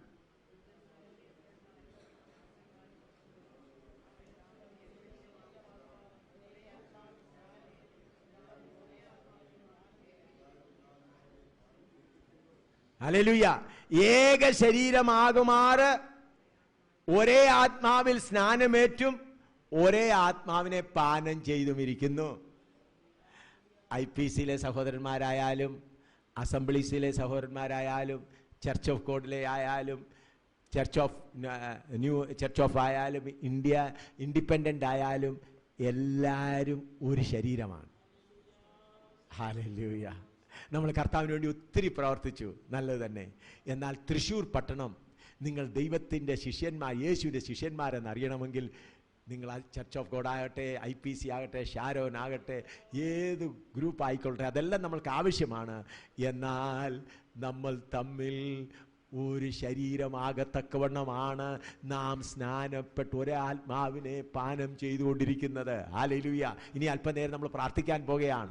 നമ്മൾ ഈ ആത്മാവിനെ പാനം ചെയ്യുന്നത് കുറച്ച് അന്യഭാഷ പറഞ്ഞിട്ട് വെളിപ്പാടുകൾ പറയുന്നത് അതെല്ലാം ആവശ്യമാണ്. നമ്മൾ തുള്ളി പോകുന്നത് മാത്രമല്ല. ഏക ശരീരം. എൻ്റെ IPC സഹോദരനോട് ഞാൻ അടുത്ത് വരണം. എൻ്റെ ചർച്ച് ഓഫ് ഗോഡ് ഉപദേശ ഐക്യമുള്ള, ഞാനിത് പറയുന്നത് എല്ലാവരും ക്രിസ്തുവിൻ്റെ കുടുംബത്തിൽ ജനിക്കാത്തവരുമായിട്ട് സ്നേഹം സംബന്ധിക്കാനല്ല ഞാൻ പറയുന്നത്. ക്രിസ്തുവിൻ്റെ ശരീരത്തിൽ, ക്രിസ്തുവിൻ്റെ കുടുംബത്തിൽ ജനിച്ചവർ, ക്രിസ്തുവിൻ്റെ ശരീരത്തിൻ്റെ അംഗങ്ങളായി വിളിക്കപ്പെട്ടവർ. നമ്മളെ എന്തിനാണ് കർത്താവ് പരിശുദ്ധാത്മാവിനെ തന്നുകൊണ്ടിരിക്കുന്നത്? എന്നിലും നിങ്ങളും പരിശുദ്ധാത്മാവിനെ ദൈവം പാനം ചെയ്യുവാൻ തന്നിരിക്കുന്നത്. Hallelujah, hallelujah. പാനം ചെയ്യുവാൻ കഷ്ടതയിൽ പാനപാത്രം അവൻ കൂടെ എന്നുള്ള പാട്ട് നമ്മൾ പാടുന്നുണ്ടല്ലോ. Hallelujah, hallelujah. പ്രിയമുള്ളവരെ, നമ്മളിനിയും അല്പനേരം പ്രാർത്ഥിക്കാൻ പോവുകയാണ്. എല്ലാ ദിവസവും ബൈബിൾ ക്ലാസ് സമയത്ത് ഒടുവിലായി നമ്മൾ അല്പനേരം പ്രാർത്ഥിക്കും. എന്തിനാണ്? ഞാൻ ഇന്ന് രാവിലെ പറയുണ്ടായി. നമ്മുടെ ഭവനങ്ങളിലെല്ലാം ഫ്രിഡ്ജസ് ഉണ്ടല്ലോ, ഫ്രിഡ്ജ്. ആ ഫ്രിഡ്ജിനകത്ത് മുട്ടയും ഇറച്ചിയും മീനും ആഹാരപദാർത്ഥങ്ങളെല്ലാം ഉണ്ട്. എന്നാൽ ഫ്രിഡ്ജിനകത്ത് ഇത്രയും ഉണ്ടെങ്കിലും ചില സഹോദരന്മാരെ സഹോദരിമാരെ നോക്കിയാൽ അവർ ബലഹീനരാണ്. കാരണം എന്താണ്? മുട്ട ഫ്രിഡ്ജിനകത്തിരിപ്പുണ്ട്, ഇറച്ചിയുണ്ട്, അത് പാചകം ചെയ്ത് കഴിക്കുന്നില്ല. അതുകൊണ്ട് ബലഹീനരായിരിക്കുക. അതുകൊണ്ട് ചോദിക്കുക, സഹോദരൻ നീ എന്താ ക്ഷീണനായിരിക്കുന്നത്, വീട്ടിലൊന്നും ഇല്ലയോ? നോക്കാൻ ഫ്രിഡ്ജൊന്ന് തുറന്ന് നോക്കിയേ, മുട്ടയും ഇറച്ചിയും എല്ലാം ഇരിപ്പുണ്ട്. അതുപോലെ നമ്മുടെ തലമണ്ടയിൽ ഒരുപാട് വചനങ്ങളുണ്ട്. ആ വചനങ്ങൾ ആത്മാവിൽ പാചകം ചെയ്ത് നമ്മുടെ അകത്തെ മനുഷ്യന് കൊടുക്കുന്നില്ല. നിങ്ങളിരുന്ന് എന്നെ പഠിപ്പിക്കുവാൻ യോഗ്യന്മാരാണ്, കഴിവുണ്ട്. കാരണം കേരളത്തിലുള്ളതായ ദൈവമക്കൾക്ക് വചനത്തിൻ്റെ പണ്ഡിതന്മാരാണ്. പക്ഷേ കൂടുതൽ എവിടെയാ? ഫ്രിഡ്ജിനകത്താ. എവിടെയാണ്? ഫ്രിഡ്ജിനകത്താ. അത് ഒന്ന് പരിശുദ്ധാത്മാവാകുന്ന അഗ്നിയിൽ വെച്ച് പാചകം ചെയ്തൊന്ന് ഭക്ഷിക്കണം.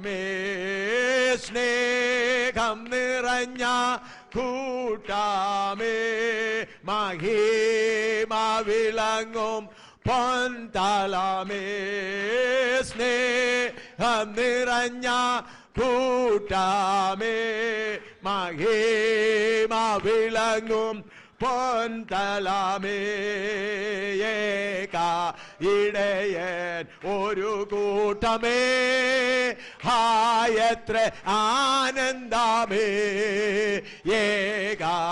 ഇടയൻ ഒരു കൂട്ടമേ ഹായത്ര ആനന്ദമേ ദൈവത്തിൻ രാജ്യം ഭക്ഷണമോ അല്ലാതെ സമാധാന സന്തോഷമേ ദൈവത്തിൻ്റെ രാജ്യം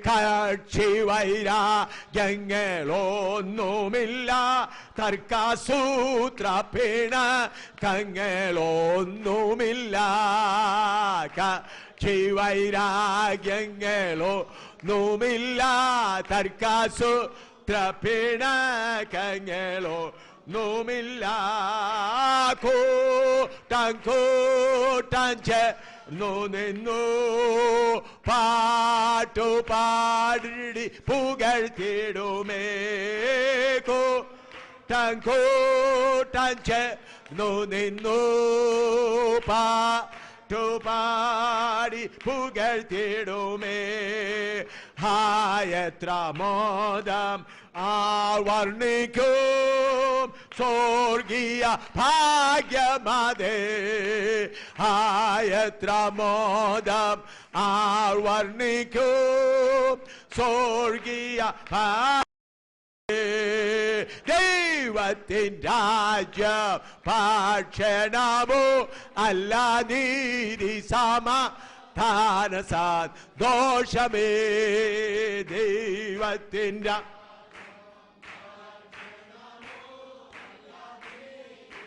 സമാധാന സന്തോഷമേ വീതിയിൻ മധ്യേ കാണുന്നിതാ സർക്കസ് ഭ്രമേറിയൊരു ജല പ്രവാഹീൻ മധ്യേ കാണുന്നിതാ മഹാശു ഭ്രമേറിയൊരു ജല പ്രവാഹം തീരങ്ങേലിരുവശവും ജീവവൃക്ഷം ലസിച്ചിടുന്നു തീരങ്ങേലി ഇരുവശവും ജീവവൃക്ഷം ലസിച്ചിടുന്നു മാസം തോറും പുതിയ ഫലം കായിച്ചു നിന്നിടുന്നു മാസം തോറും ഹല്ലേലൂയ രാത്രിയില്ലാതെ ക്ഷമതേ എന്നും പാട്ട പകൽ പോലെ പ്രകാശിച്ചിടും കുഞ്ഞാടുത മന്ദിരമായി തൻ ശോഭ തന്നെ വിളക്കുമായി കുഞ്ഞാടുത മന്ദിരമായി തൻ ശോഭ തൻ കുമായി പുതിയ യെരൂശലേം ആഗമനം ശോഭയാൽ നീടുന്നു ഹല്ലേലൂയ പുതിയ യെരൂശലേം ആഗമനം ശോഭയാൽ നീടുന്നു ദൈവത്തിൻ്റെ ക്ഷണമോ അല്ല നീതി സമാധാന സന്തോഷമേ ദൈവത്തിൻ്റെ ഹല്ലേലൂയ ഹല്ലേലൂയ സന്തോഷമേ സ്നേഹം നിറഞ്ഞ കൂട്ടാമേ മഹിമ വിളങ്ങും പൊൻതളമേ സ്നേഹം നിറഞ്ഞ ഹല്ലേലൂയ മഹിമ വിളങ്ങും പൊൻതലമേ ഓയേകായിടയൻ ഒരു കൂട്ടമേ എത്ര ആനന്ദമേ ഏകായിടയൻ ഹല്ലേലൂയ എത്രയാനന്ദമേ കാഴ്ചി വൈരാഗ്യങ്ങളോ ഒന്നുമില്ല തർക്ക സൂത്രപ്പിണ ങ്ങളൊന്നുമില്ല ഹല്ലേലൂയ കാഴ്ചി വൈര ഹല്ലേലൂയ ആമേൻ ങ്ങളൊന്നുമില്ല കൂട്ടം ചേർന്നു നിന്നു പാട്ടുപാടി പുകട്ടിടുമേക്കോ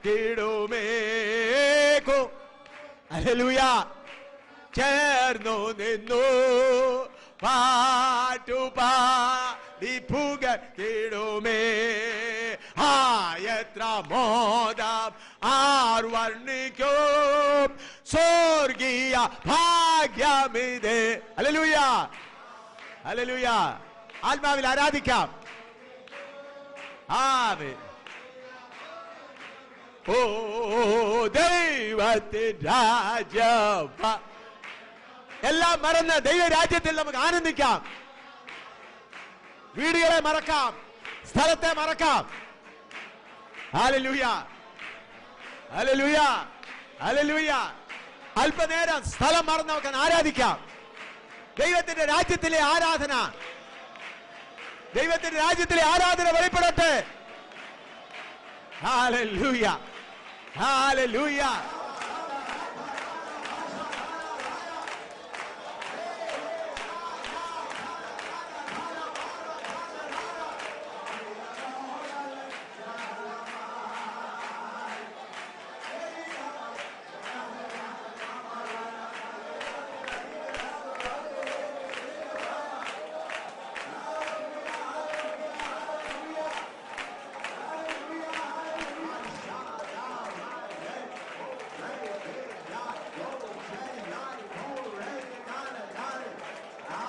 കർത്താവിനെ പഠിപ്പിക്കുവാൻ ആഗ്രഹിക്കുന്നത് ഞാൻ തികവോ പ്രാപിപ്പാൻ ആഗ്രഹിക്കുന്നു എനിക്ക് വേദന കൂടുന്നു കൃപയ്ക്ക് വേണ്ടി പ്രാർത്ഥിക്കാം അതുപോലെ നിങ്ങൾ കഷ്ടം സഹിച്ചങ്ങ് മനസ്സ് മടുത്തു അങ്ങ് തളർന്നു പോയി എൻ്റെ പാത്രത്തിൽ കുറച്ചുകൂടെ എണ്ണ ഒഴിക്കണമേ ഞാനിപ്പോൾ പുക പോലെ ആയി തീർന്നിരിക്കുകയാണ് അതിനുവേണ്ടി കാരണം നമ്മൾക്ക് വരുന്നതെല്ലാം ദൈവം അനുവദിച്ചിട്ട് മാത്രമേ വരുന്നുള്ളൂ പെട്ടെന്ന് കുറുക്ക് വഴി ചാടി നാം അതിൽ നിന്ന് വിടുതൽ പ്രാപിച്ചാൽ പിന്നെ അതിനേക്കാൾ കൂടിയ പ്രയാസം കൊണ്ടേ നമ്മളെ ശരിയാക്കാൻ ഒക്കുകയുള്ളൂ അതുകൊണ്ട് പ്രയാസങ്ങൾ രോഗങ്ങൾ കഷ്ടതകൾ പട്ടിണികൾ നിന്ദകൾ നാം തളർന്നു പോകും നമ്മൾ കൂട്ടായ്മയിൽ നിങ്ങൾ കടന്നു വന്നാൽ ഞാൻ നിങ്ങൾക്ക് വേണ്ടി പ്രാർത്ഥിക്കും എൻ്റെ കയ്യിലൊന്നുമില്ല എന്നാൽ പ്രാർത്ഥിക്കുമ്പോൾ നിങ്ങളുടെ ആത്മാവിലൊരു ചൈതന്യം ഉണ്ടാകുവാനിടയുണ്ട് അപ്പോൾ നിങ്ങളുടെ പ്രയാസങ്ങൾ കഷ്ടങ്ങൾ രോഗങ്ങളൊക്കെ ഒന്ന് സഹിക്കാൻ കർത്താവ് കൃപ നൽകും അതുകൊണ്ട് അങ്ങനെ രാവിലെയും വൈകിട്ടും അങ്ങനെയുള്ളവർക്ക് വേണ്ടി പ്രാർത്ഥനയുണ്ട്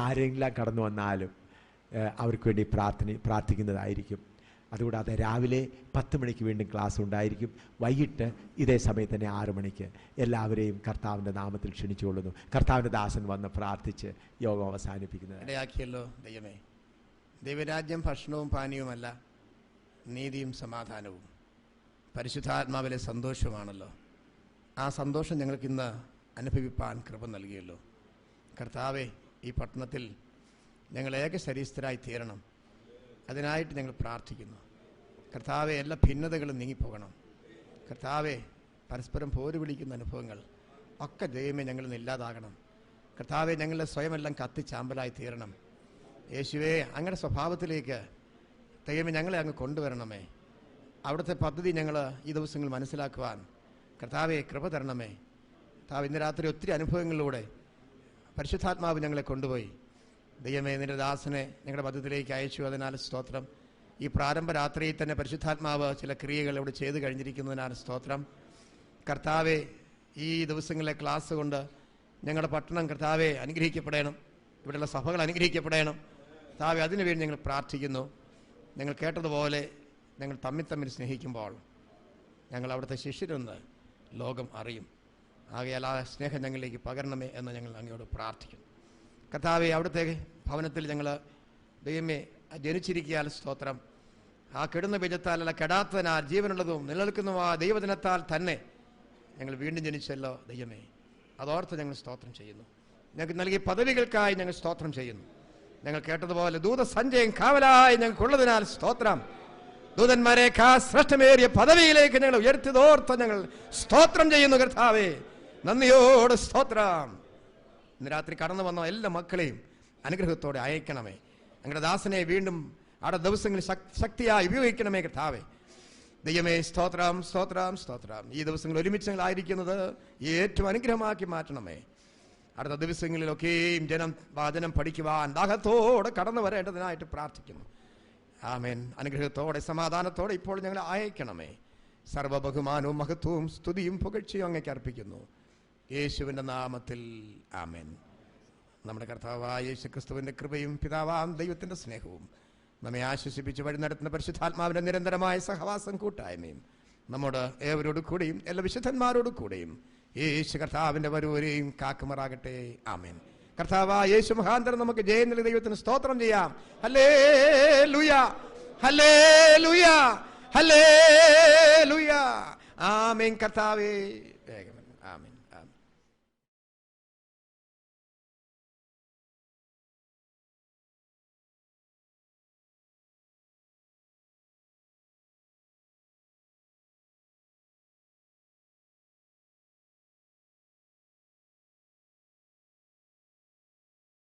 മഹത്വങ്ങൾ കരയറ്റുവാൻ ആ രാജാവിന് സ്തുതികൾ കരയറ്റുവാൻ എല്ലാവരും ചേർന്ന് പകക്കാലം ഏൽപ്പിത് കൊടുക്കണം.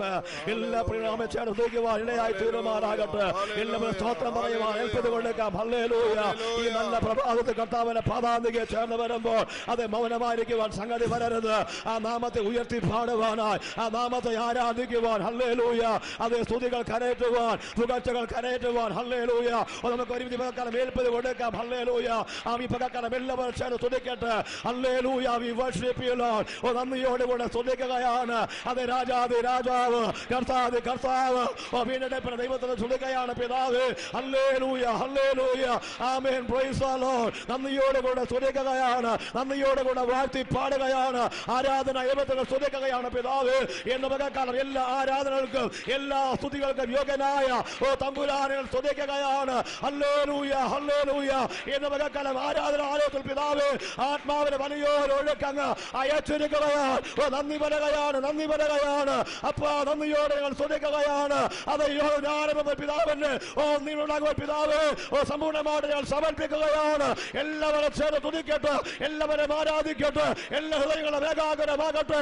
ഒരു വ്യക്തി പോലും അലസന്മാരായി ഈ പകക്കാലമായിരിക്കുമ്പോൾ സംഗതി വരരുത്. ഹൃദയങ്ങളെ തുറന്നുകൊണ്ട് നിന്റെ വീണ്ടെടുപ്പിൻ രാജാവിന് നന്ദി പറഞ്ഞ് സ്തുതികൾ കരയറ്റിക്കൊണ്ട് ആരാധിക്കുവാൻ തകരണത് ഇന്ന് പകക്കാലം ഏൽപ്പത് കൊടുക്കാം. ഹല്ലേലൂയ എന്ന് ഹല്ലേലൂയ. ഈ ആലയത്തിൽ കഴിവിലേക്ക് രാജാവ് എഴുന്നള്ളി വന്നിട്ടുണ്ട്. Hallelujah, price the Lord. Hallelujah, hallelujah. കടന്നു വരുന്നിരിക്കുന്ന അവിടുത്തെ ജനത്തെ അങ്ങ് അനുഗ്രഹിക്കണമേ എന്ന് ഞങ്ങൾ അവിടുത്തെ പ്രാർത്ഥിക്കുന്നു. കർത്താവേ, ഞങ്ങൾക്ക് മധ്യ അയച്ചിരിക്കുന്ന അവിടുത്തെ ദാസനെ അവിടുത്തെ കരത്തിൽ വെച്ച് പ്രാർത്ഥിക്കുന്നു. അനുഗ്രഹീതമായ ഈ ദിവസത്തിനായിട്ട് ഞങ്ങൾ അങ്ങേ സ്തുതിക്കുന്നു. കർത്താവേ, അവിടുത്തെ അഭിഷേകത്താൽ നിറയ്ക്കണമേ. അവിടുത്തെ സത്യകൃപയാൽ ഞങ്ങൾ പിടിക്കപ്പെടേണ്ടതിനെ, അങ്ങിലേക്ക് വളർന്നു വരേണ്ടതിന് ഞങ്ങൾ അവിടത്തേക്ക് ഏറ്റവും അനുയോജ്യമായി തീരേണ്ടതിന് ഞങ്ങൾ പ്രാർത്ഥിക്കുന്നു. കർത്താവെ, ഞങ്ങളെവരെയും ക്രിസ്തു യേശുവിൻ്റെ നാമത്തിൽ അനുഗ്രഹിക്കണമേ. എല്ലാ മഹത്വം സമർപ്പിക്കുന്ന യേശുവിൻ്റെ നാമത്തിൽ തന്നെ സ്വർഗീയ പിതാവേ, ആമേൻ.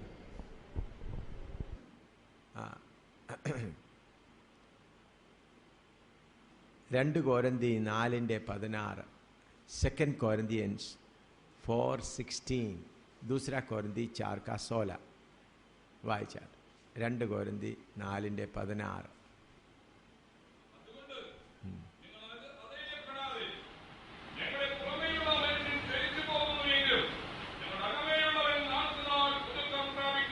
പുറമേയുള്ള മനുഷ്യൻ, അകമേയുള്ള മനുഷ്യൻ. हिंदी में पढ़ो.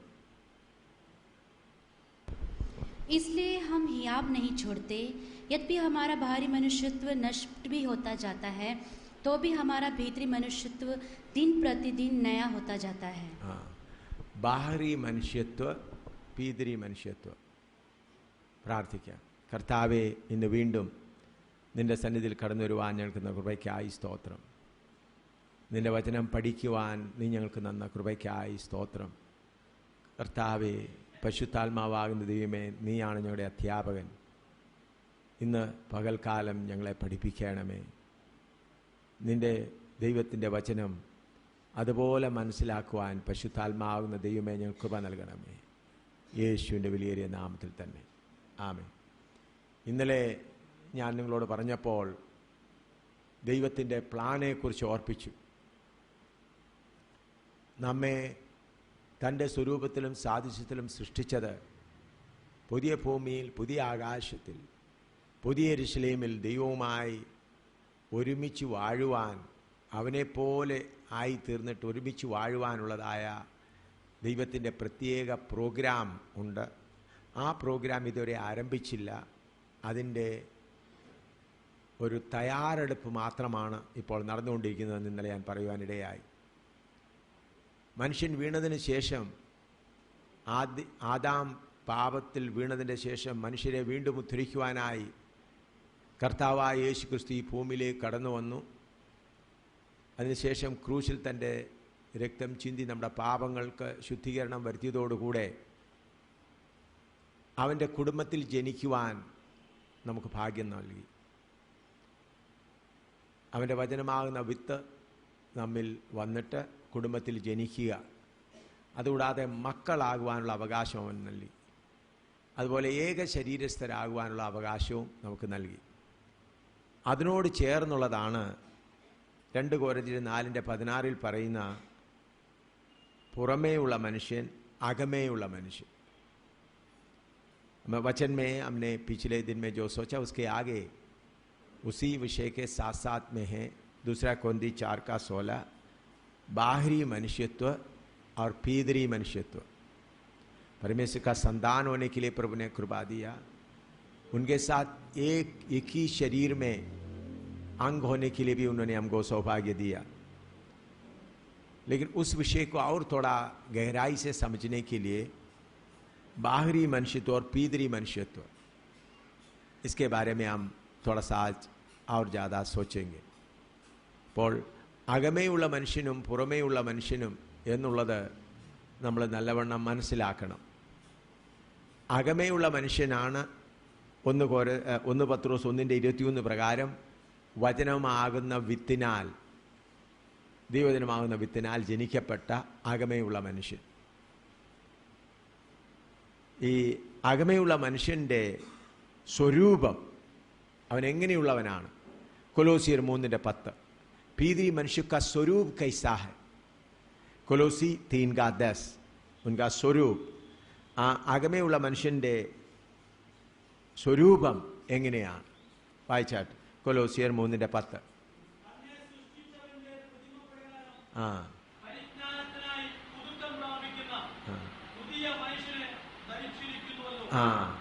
നമ്മെ സൃഷ്ടിച്ചവന്റെ പ്രതിമ പ്രകാരം ഹിന്ദി में पढ़ो. और नए मनुष्यत्व को पहन लिया है, जो अपने सृजनहार के स्वरूप के अनुसार ज्ञान प्राप्त करने के लिए नया बनता जाता है. सृजनहार के स्वरूप के अनुसार. അപ്പോൾ നമ്മുടെ എല്ലാവരുടെയും ഉള്ളിലുള്ളതായ അഥവാ യഥാർത്ഥമായ വീണ്ടും ജനനം പ്രാപിച്ചവരുടെ ഉള്ളിൽ ഉള്ള പുതു മനുഷ്യൻ ദൈവത്തിൻ്റെ സ്വരൂപപ്രകാരമുള്ളതാണ്. അപ്പോൾ വീണ്ടും ജനിച്ച ഒരു വ്യക്തിയിൽ 2 വ്യക്തിത്വമുണ്ട്. ഒന്ന് പുറമേയുള്ള മനുഷ്യൻ, മറ്റത് അകമേയുള്ള മനുഷ്യൻ. അകമേയുള്ള മനുഷ്യൻ ദൈവത്തിൻ്റെ സ്വരൂപപ്രകാരമാണ് സൃഷ്ടിക്കപ്പെട്ടിരിക്കുന്നത്. കാരണം അകമേയുള്ള മനുഷ്യൻ്റെ ജനനം തന്നെ വന്നത് വചനമാകുന്ന വിത്തിൽ കൂടെയാണ്. हम जो विश्वासी बन गए, जिन्होंने सही उद्धार पाया है, उनके अंदर का जो भीतरी मनुष्यत्व परमेश्वर के सृजनहार के स्वरूप में है. ഇന്ന് നമ്മൾക്ക് വരുത്തുന്ന വലിയ ഒരു തെറ്റ്, കൺവെൻഷനുകളിലും ക്രൂസൈഡുകളിലുമൊക്കെ വരുന്ന ഒരു തെറ്റ് എന്താണ്? വീണ്ടും ജനനത്തിനുള്ളതായ അവസരം വളരെ കുറച്ചേ ഉള്ളൂ. വീണ്ടും ജനിപ്പിക്കുന്ന വചനമല്ല, വിശ്വസിപ്പിക്കുന്ന വചനമാണ് വരുന്നത്. പ്രാസംഗികന്മാർ എഴുന്നേറ്റ് ക്രിസ്തുവിനെ വിശ്വസിക്കുക വിശ്വസിക്കുക വിശ്വസിക്കുക, അത്ഭുതങ്ങൾ നടക്കും, വിടുതലുണ്ടാകുമെന്ന് പറഞ്ഞ് ക്രിസ്തുവിനെ അങ്ങ് വിശ്വസിപ്പിക്കുന്നു. വിശ്വസിച്ചാൽ വീണ്ടും ജനനം നടക്കേയില്ല. വിശ്വസിപ്പിക്കുക എന്നുള്ളത് അതിൻ്റെ ഒരു ആരംഭം, കാട് വെട്ടി മറിക്കുക എന്നുള്ളതേ ഉള്ളൂ. ഒരിടത്ത് പുല്ലും എല്ലാം തെരഞ്ഞ ഒരു വീട് പണിയണമെങ്കിൽ ആദ്യമേ അവിടുത്തെ കാടൊക്കെ വെട്ടി മാറ്റുന്നതേ ഉള്ളൂ ഈ വിശ്വസിപ്പിക്കുക എന്നുള്ളത്. ഞാൻ കഴിഞ്ഞ ദിവസം പറഞ്ഞല്ലോ, വിശ്വസിക്കുന്നവരെല്ലാം സ്വർഗത്തിൽ പോകണമെങ്കിൽ ആദ്യമേ പോകേണ്ടത് സാത്താനും സൈന്യ പിശാചുക്കളാണ് പോകേണ്ടത്. കാരണം പിശാചുക്കൾ എന്ത് ചെയ്യുന്നു? വിശ്വസിക്കുകയും വിറയ്ക്കുകയും ചെയ്യുന്നു. അപ്പോൾ ഇന്നത്തെ യോഗങ്ങളിൽ നാം കൈപൊക്കി അനേകർ വരുന്നതൊന്നും വീണ്ടും ജനനം നടക്കുന്നില്ല. വീണ്ടും ജനനം നടക്കണമെങ്കിൽ കാട് വെട്ടി തെളിച്ചിട്ട് അവിടെ കഠിന ഹൃദയങ്ങളെ ഉഴുന്ന് പാപത്തിനു വേണ്ടി കരച്ചിലുണ്ടായി കഴിയുമ്പോഴാണ് വീണ്ടും ജനനത്തിൻ്റെ ആരംഭമുണ്ടാകുന്നത്. എന്നാൽ ഇന്ന് പ്രാസംഗികന്മാർ കൂടുതലും നിന്ന് പ്രസംഗിച്ച് ജനങ്ങളെ അങ്ങ് ഇളക്കും. അവരുടെ കഷ്ടതയുടെയും പ്രയാസത്തിൻ്റെയും ദുഃഖത്തിൻ്റെയും കാര്യങ്ങളൊക്കെ പറഞ്ഞു വരുമ്പോൾ അവർ തന്നെത്താനെ അങ്ങ് കരഞ്ഞു പോകും. കൈ പൊക്കും, പറയുമ്പോൾ വേണമെങ്കിൽ 2 കൈയും അങ്ങ് പൊക്കും. അപ്പോൾ എല്ലാവരും വിചാരിക്കുന്നവരെല്ലാം രക്ഷിക്കപ്പെട്ടുമാണ്. അങ്ങനെ വലിയൊരു ചതിവ് ഇന്ന് സുവിശേഷ ലോകത്തിൽ നടന്നുകൊണ്ടിരിക്കുകയാണ്. എന്നാൽ ഇത്ര പറഞ്ഞാൽ ഇതാണ് എല്ലാവർക്കും ഇഷ്ടവും. കാരണം ആളുകൾ കുറച്ച് കൂടും. നമ്മുടെ യോഗം വളരെ അനുഗ്രഹമായിരുന്നു. ഇന്നത്തെ യോഗത്തിൻ്റെ അനുഗ്രഹം എങ്ങനെയാണെന്ന് നോക്കി, എത്ര ആൾ കൂടി, കുറച്ചേ ആളോ അവിടെ ഒരു ഗുണവുമില്ല. ആളുകൾ കൂടിയാൽ എന്താണ് അനുഗ്രഹമെന്ന് ചിന്തിച്ചു പോകും. ഇതൊന്നും ദൈവീക മാർഗമല്ല. സുവിശേഷ പ്രസംഗത്തിൽ സാത്താൻ കടന്നിട്ട് യഥാർത്ഥ മാർഗത്തിൽ നിന്ന് ജനങ്ങളെ തെറ്റിക്കുകയാണ്. നമ്മുടെ സുവിശേഷ വചനം ജനിപ്പിക്കുന്ന വചനമാകണം. പത്രോസ് എഴുന്നേറ്റ് നിന്ന് യേശു നിങ്ങളെ സൗഖ്യമാക്കുമെന്ന് പറയാമായിരുന്നു. നിങ്ങൾ നല്ലവണ്ണം ശ്രദ്ധിക്കണം. പത്രോസിന് എഴുന്നേറ്റ് നിന്നിട്ട് നിങ്ങൾ ക്രൂശിച്ച കർത്താവ് മരിച്ചു ഉയർത്തെന്നിട്ട് അവൻ്റെ നാമത്തിൽ ഇന്ന് രോഗസൗഖ്യങ്ങൾ ഉണ്ടാവും, മുടന്തന്മാരെല്ലാം മുൻപോട്ട് വരട്ടെ, ഞാൻ അവരെ എല്ലാം യേശുവിൻ്റെ നാമത്തിൽ ഇപ്പോൾ സൗഖ്യമാക്കുമെന്ന് പറഞ്ഞ് കാര്യം ചെയ്യാമായിരുന്നു. എന്നാൽ പത്രോസ് അതല്ല ചെയ്തത്. പത്രോസ് ചെയ്തതാണ് വചനം പറഞ്ഞ് അത്ഭുതത്തിൻ്റെ അടയാളത്തിൻ്റെ ഒരു കാര്യവും പറയാതെ പറഞ്ഞ് അവരുടെ ഹൃദയത്തിൽ മനസ്സാക്ഷിയിൽ കുത്തുകൊണ്ടു. ആ പ്രസംഗങ്ങളാണ് ഇന്ന് വേണ്ടത്. അതിന്ന് കേരളത്തിൽ എത്ര കേൾക്കുന്നു. ഞാൻ പറയുന്നതും മാസികയിൽ വരുന്നത് എല്ലാം വെറും കുപ്പയ്ക്ക് പോലും കൊള്ളാവുന്നതല്ല. എന്നാൽ ജനങ്ങൾക്കതാണ് പ്രിയം. ഞാൻ എനിക്കധികം കൺവെൻഷനിൽ സംബന്ധിക്കാൻ സമയം കിട്ടുന്നില്ല, എനിക്കങ്ങ് അവസരം കിട്ടുന്നില്ല. ഞാൻ ഒരു ദിവസം ഇവിടെ ഭാരതപ്പുഴ കൺവെൻഷനിൽ ഞങ്ങൾ 2 ദിവസം ഞാൻ വചനം സംസാരിക്കണം. എന്നാൽ ഒരു ദിവസം നേരത്തെ ഞങ്ങൾ വന്നു. അപ്പോൾ അന്നത്തെ പ്രസംഗം കേൾക്കാനിവിടെ ഞാനിവിടെ പോയി. അപ്പോൾ ആ പ്രസംഗിയൻ സ്റ്റേജിൽ നിന്ന് തകർത്ത് പ്രസംഗിയ ജനങ്ങളെല്ലാം ഹല്ലേലൂയായും പറഞ്ഞങ്ങ് ചാടുകയാണ്. ഞാനത് കേട്ടപ്പോൾ എൻ്റെ ഹൃദയത്തിൽ ഇത്രമാത്രം വേദന. ദൈവമേ, ഈ കളിപ്പീരാണല്ലോ കേരളത്തിൽ നടക്കുന്നത്. ഈ കളിപ്പീരാണല്ലോ, ഈ അനുഗ്രഹത്തിൻ്റെ കാര്യം പറഞ്ഞ് ജനങ്ങളെ ഇങ്ങനെ കളിപ്പിക്കുകയാണല്ലോ എന്ന് കണ്ടപ്പോൾ വളരെ ഹൃദയവേദനയുണ്ടായി. ജനങ്ങളെല്ലാം ചാട്ടവും നൃത്തവുമാണ്. എല്ലാവരും പറയും ഭയങ്കര യോഗമായിരുന്നു.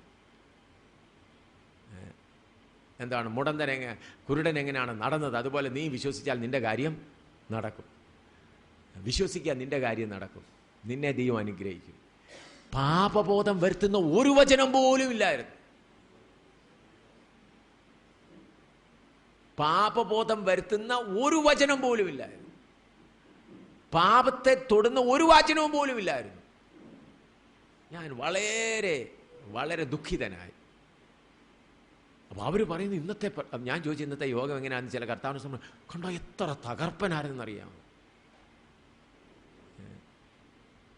പ്രിയമുള്ളവരെ, അങ്ങനെ കേരളം നശിപ്പിക്കപ്പെട്ടുകൊണ്ടിരിക്കുകയാണ്. വചനം വേണ്ടത് ജനങ്ങളുടെ ഹൃദയങ്ങളിൽ പാപബോധം വരുത്തി അവരുടെ ഹൃദയത്തിൽ കർത്താവിൻ്റെ വചനമാകുന്ന വിത്ത് വിതയ്ക്കത്തക്കവണ്ണം ഹൃദയം ഉഴുതു മറിച്ച് ശരിയാക്കിയിട്ട് വിത്ത് വിതയ്ക്കപ്പെടുന്ന കുത്തുകൊള്ളുന്ന വചനമാണ് വേണ്ടത്.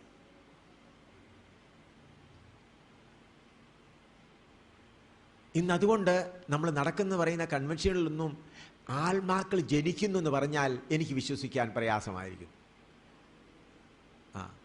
അപ്പോൾ പറഞ്ഞത് വിടുതൽ വേണ്ടിയവരെല്ലാം മുൻപോട്ട് വരട്ടെ. അപ്പോൾ എത്ര പേരാ വരുന്നത്! അവർ കണ്ടോ, എന്ത് വിടുതൽ വേണ്ടിയവർ, എല്ലാവർക്കും വിടുതലാണ് വേണ്ടിയത്. എത്ര പേരാ വരുന്നത്! അപ്പോഴത്തേക്ക് നൃത്തവും ബഹളവുമായ ഹാലേലൂയായും അന്യഭാഷയും ബഹളം തന്നെ.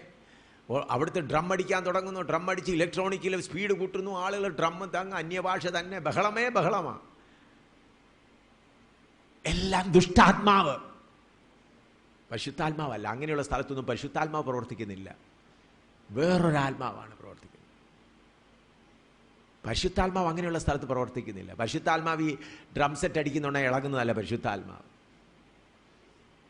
അല്ലെങ്കിൽ ഗിത്താറിന് സ്പീഡ് കൂട്ടുന്നുണ്ടെങ്കിൽ കൂടുന്നതല്ല. അതെല്ലാം മനുഷ്യൻ്റെ വികാരത്തെ ഇളക്കി. ഞാൻ കോട്ടയത്തിനടുത്തുള്ള ഒരു സഭാ ഹാളിൽ ഇവിടെ കൺവെൻഷൻ നടത്തുകയായിരുന്നു. ആ സ്ഥലത്തിൻ്റെ പേര് പെട്ടെന്ന് ഓർമ്മ വരുന്നില്ല. വാകത്താനത്താണ്. വാകത്താനത്താണ്. അപ്പോൾ അവിടുത്തെ പാസ്റ്റർക്ക് ഒരു മകനേ ഉള്ളൂ.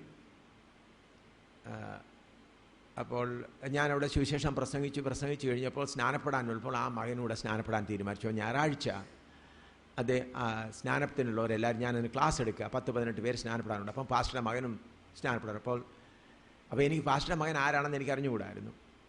ഉടനെ ഞാൻ നോക്കിയപ്പോൾ നല്ലപോലെ തലമുടിയൊക്കെ നീട്ടി ഇങ്ങനെ വളർത്തി ഇരിക്കുകയാണ്. അപ്പോൾ ഞാൻ ചോദിച്ചു, പ്രിയ സഹോദര, നീ സ്നാനപ്പെടാൻ ആഗ്രഹിക്കുന്നു. അപ്പോൾ നീ പോയി തലമുടി വെട്ടിച്ചേച്ച് വരാമോ? ഉടനെ പോകാം എന്ന് പറഞ്ഞു. അപ്പോൾ പാസ്റ്റർ പെട്ടെന്ന് വന്ന് എന്നോട് പറഞ്ഞു, അപ്പോൾ പാസ്റ്ററുടെ മകനാണെന്ന് എനിക്കറിഞ്ഞൂടാ, പാസ്റ്ററെ, എത്ര നാളത്തെ പ്രാർത്ഥനയുടെ നിമിത്തമാണ് അവൻ ഇങ്ങനെ ഒരു സ്നാനപ്പെടാനായിട്ടൊന്ന് തീരുമാനിച്ചത്. ഏതായാലും അവൻ തലമുടി വെട്ടിയില്ലെങ്കിലും അവനെ ഇങ്ങനെ സ്നാനപ്പെടുത്തണം എന്ന് പറഞ്ഞു. അപ്പോൾ അവൻ വന്ന് പറയുന്ന, ആ പാസ്റ്റർ വന്ന് പറയുന്നത് മകൻ കേട്ടു. മകൻ കേട്ടിട്ട് പറഞ്ഞു, ഞാൻ ചോദിച്ചു, മകൻ പറഞ്ഞു, ഞാൻ തലമുടി വെട്ടി വന്നിട്ട് എനിക്ക് സ്നാനം തന്നാൽ മതി. പിന്നെ മകൻ പറയാ, ഇവിടുത്തെ ഉണർവല്ല എൻ്റെ ഗിത്താറിലാണ്. പറഞ്ഞെന്നാ സ്വന്തം പിതാവിൻ്റെ മുൻപിൽ പറയുകയാണ്, എൻ്റെ ഗിത്താറിലാണ് ഇവിടുത്തെ ഉണർവല്ല. ഞാൻ ഗിത്താർ സ്പീഡിലടിക്കുമ്പോൾ ഇവർ മറുഭാഷ പറയും, ഞാൻ ഗിത്താറിൻ്റെ സ്പീഡ് കുറയ്ക്കുമ്പോൾ ഇവർ മറുഭാഷ കുറയും. സ്വന്തം പിതാവിൻ്റെ മുൻപിൽ പറയുക. ഇപ്പം ഈ കഴിഞ്ഞ ദിവസങ്ങളിൽ നിങ്ങളിവിടെ പ്രസംഗിച്ചപ്പോൾ എനിക്ക് പാപബോധം ഉണ്ടായി. ഞാൻ ഇന്ന് പോയി തലമുടി വെട്ടിച്ചിട്ട് വന്നിട്ടേ എന്ത് ചെയ്യുന്നുള്ളൂ, സ്നാനപ്പെടുന്നു. അപ്പോൾ അവിടുത്തെ കൊയറിൻ്റെ പുള്ളിക്കാരനാ, ആ കൊയർ നടത്തുന്ന പാസ്റ്ററുടെ മകനാ. അപ്പോൾ അവൻ പറയുന്നത് എന്താണ്, എൻ്റെ ഗിത്താർ എത്ര സ്പീഡായിട്ട് അടിക്കും അതിനനുസരിച്ചാണ് അവരുടെ ആത്മീയ പ്രവർത്തനം. മറുഭാഷ, ഞാൻ ഗിത്താറിൻ്റെ സ്പീഡ് കുറയ്ക്കുമ്പോൾ അവരുടെ അനുമാനം തരുന്നു. അതുകൊണ്ട് അങ്ങനെ ഒടുവിൽ ആ പ്രിയ സഹോദരൻ യുവാവ് പോയി തലമുടി വെട്ടിച്ചിട്ട് വന്നു. പിന്നാണ് സ്നാനം നടത്തിയത്. പിന്നാണ് എല്ലാവരും കൂടെ പോയി സ്നാനം നടത്തിയത്. അപ്പോൾ അത്രയും നാളിരുന്നപ്പോൾ അവന് ലഭിച്ചത് എന്താണ്? ആ നടക്കുന്ന ആത്മാവിൻ്റെ പ്രവർത്തനം ഇളക്കപ്പെരുക്കത്തിൻ്റെ ആത്മാവാണ്. ഇന്ന് ഇളക്കപ്പെരുക്കത്തിൻ്റെ ആത്മാവ്, ഇന്ന് എത്ര നൃത്തങ്ങളാണ് നടക്കുന്നത്. അമേരിക്കയിൽ നിന്നും മറ്റുള്ള സ്ഥലത്തു നിന്ന് മറ്റേ ഗോഡ് TV അല്ലെങ്കിൽ TBNലോ ഒക്കെ വരുന്നതെല്ലാം നൃത്തവും റോക്ക് ആൻഡ് റോളും എല്ലാം കൂടെ കാണുമ്പോഴത്തേക്ക് എല്ലാവരും വിചാരിക്കുമോ സ്വർഗം ഇറങ്ങി വന്നിരിക്കുകയാണ്. ആ സ്വർഗമാ സാത്താൻ്റെ സ്വർഗമാണ് മുഴുവൻ, ദൈവത്തിൻ്റെ സ്വർഗമല്ല. അങ്ങനെ കബളിപ്പിക്കപ്പെട്ടു പോയിരിക്കുകയാണ്. അതുകൊണ്ട് വിശ്വസിക്കുന്നവരല്ല ദൈവത്തിൻ്റെ കുടുംബത്തിൽ ആകുന്നത്. ദൈവത്തിൻ്റെ വചനമാകുന്ന വിത്ത് അകത്ത് പോയിട്ട് വീണ്ടും ജനനം നടക്കുന്നവർ. ഞാൻ പറയുന്നതിൽ നിങ്ങൾ തെറ്റിദ്ധരിക്കരുത്. എല്ലാ പ്രാസംഗികന്മാരും രക്ഷിക്കപ്പെട്ടതാണെന്ന് ഞാൻ വിശ്വസിക്കുന്നില്ല. ഞാൻ പറഞ്ഞ കേട്ടോ നിങ്ങൾ? എല്ലാ സുവിശേഷ പ്രാസംഗികരും രക്ഷിക്കപ്പെട്ടവരാണെന്ന് ഞാൻ വിശ്വസിക്കുന്നില്ല. രക്ഷിക്കപ്പെടാത്ത പ്രാസംഗികർ അനേകരുണ്ട്. രക്ഷിക്കപ്പെടാത്ത പ്രാസംഗികർ രക്ഷയെക്കുറിച്ച് എങ്ങനെ പ്രസംഗിക്കും? അവർ ഇളകി ചാടി കുറച്ച് വിടുതലും ഒക്കെ പറഞ്ഞു കഴിഞ്ഞാൽ നമുക്ക് കുറച്ച് വിടുതലാണ് വേണ്ടിയത്, വിടുതൽ നടക്കുകയും ചെയ്യും. പിന്നെ അതുകൊണ്ട് ഇങ്ങനെ ഇളക്കം നടക്കും. എന്നാൽ ഒരു പരിശുദ്ധാത്മാവിൻ്റെ യഥാർത്ഥ പ്രവർത്തനം ദൈവസഭകളിലേക്ക് ദൈവം അയക്കുവാൻ ആരംഭിച്ചിരിക്കുകയാണ്. അവിടെ എവിടെയായി വചനത്തെക്കുറിച്ച് ചിന്തയുള്ളവരും വചനപ്രകാരമാണോ നമ്മൾ നടക്കുന്നതെന്ന് ചിന്തിക്കാൻ ആഗ്രഹമുള്ള ചിലർ അവിടെ ഇവിടെയായി